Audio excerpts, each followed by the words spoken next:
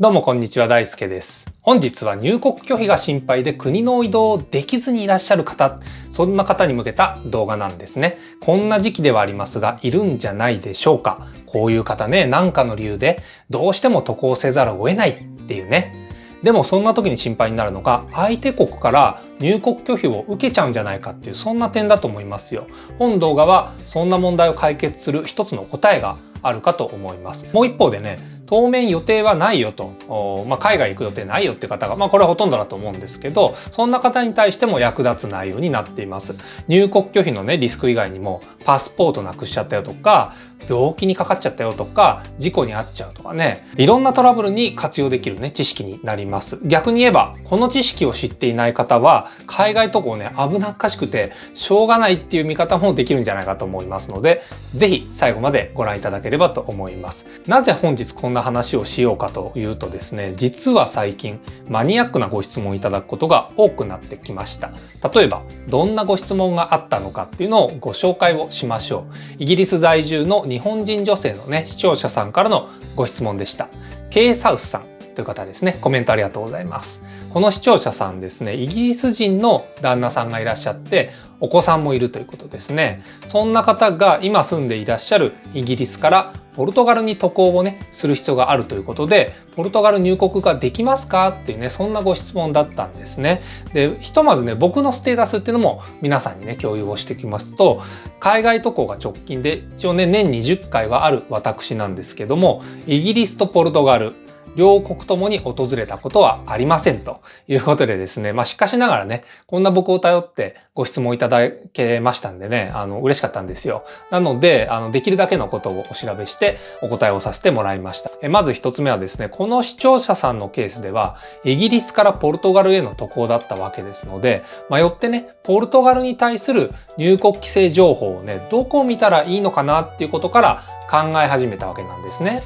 おそらくイギリス政府かもしくはポルトガル政府、このね、どちらかが的確に情報発信をしているんじゃないかといったところなんですよ。で、その結果ね、イギリス政府からの情報を見つけることができました。ポルトガルへの入国は規制されている状況なわけだったんですね。健康スクリーニングだとか、場合によっては隔離が必要になるようなね、そういう可能性があるよということでしたので、ちょっとね、具体的にどうなるか、この時点だと詳細不明っていう感じだったんですよね。ですので、この視聴者さんご本人の条件に関してはもうちょっとね、詳しく確認していく必要があるわけだったんですよ。例えばね、その健康スクリーニングってどうやるのかとか、日本パスポートでね、入国審査弾かれないのかとかですよね。これ確認していく必要があるわけなんですよ。イギリス政府の発表ですからね、日本パスポート持ってる方こうだよっていうね、そんな親切な情報はありませんからね。さて問題です。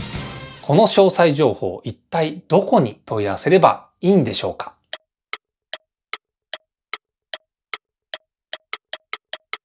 答えはですね、在ポルトガル日本大使館ですね。もちろん人によっては、詳しい友人だとかね、旅行代理店とかいらっしゃるケースもありますんで、その場合はそっちでも OK なんですよね。とはいえ、最終的に信頼できる情報であって、かつ現実的に問い合わせが可能な相手といえば、大使館だとかね、領事館とかそういうことになってくるわけなんですよ。この視聴者さんのケースでは、イギリス人の旦那さん、あとね、お子さんもいらっしゃるってことでしたので、ということはですよ、この二方はイギリスパスポートを保有されているってことになりますよね。ですので、それも含めてね、日本大使館に聞いてみても、明確な回答はね、返ってこないんじゃないかと思いますよね。さて、ここで二つ目の問題です。イギリスパスポートを保有する旦那さん、お子さんに関しては、どこに問い合わせるのがベストでしょうか？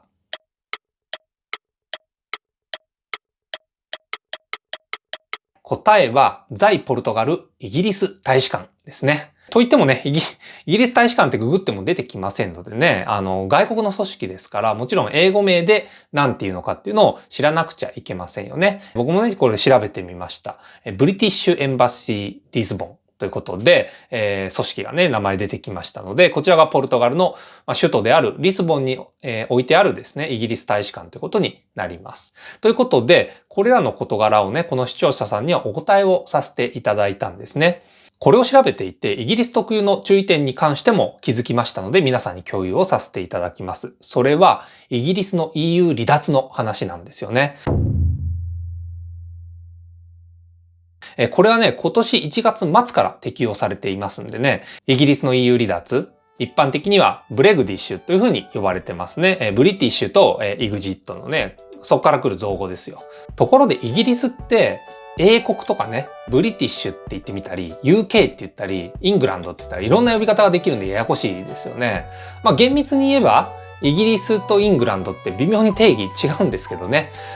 それはちょっとね、ここ置いておいて、今やね、イギリスは EU の一国ではないんですよね。そもそもなぜ離脱が起きたのかって語り始めるとですね、この動画ちょっと長くなりすぎちゃいますので、ポイントだけ申しますと、それはね、移民が多くイギリスに訪れてしまうからっていう、そういう問題が一番大きかったんじゃないかなと思います。なので、特にイギリスと他国の行き来に関しては特に注意が必要になってきている、そういう時期なんですよね。今はね、離脱直後の時期ですからね。だからこその要チェックということで、見てみました。結果ね、イギリス市民の方がシェンゲン協定内の国に移動するのは2020年末までは大丈夫そうだよという情報でしたので、そのことも含めてね、視聴者さんにはお答えをさせていただいています。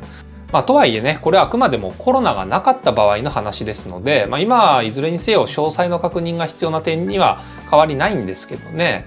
ということで、まとめますとこういうことです。イギリス在住でこれからポルトガルに渡航する場合のチェック方針としましては、ポルトガルの入国規制情報を政府から入手しましょうと。そしてその上で詳細条件が不明であった場合というのは、相手国にある自国の大使館への問い合わせという形で情報をお伝えさせていただきました。自分のケースに置き換えますと、私がしょっちゅう訪れるフィリピン旅行で、これね、何かあった時ですよね。だから病気とか事故とか、そういった時に頼る、最終的に頼る先といえば、在フィリピン日本大使館ということになりますね。今回はKサウスさんのね、具体例っていうのは非常にいいご質問いただけましたので、取り上げさせてもらいました。海外渡航中の事故であったりだとか、あと入国条件がどうしてもわからないっていう時に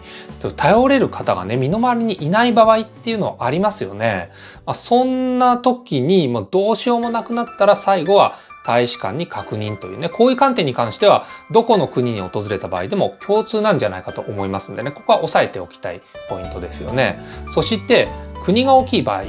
例えばアメリカとかね、の場合だと大使館のみではなくですね、領事館も置かれていることがあります。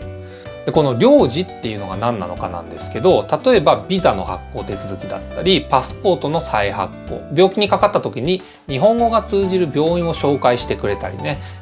要するに外国に駐在しながら自国民の保護をしてくれるようなね、そんな組織なんですよね。あとはね、自国のビジネスを促進するとか、そういう業務があるみたいですね。実はね、僕の友人にね、アメリカ領事館で長く働いてた方がいたんですよね。領事館で一番多い問い合わせが何なのかっていうのを聞いたことがあるんですけど、これ皆さん何だと思われますでしょうか？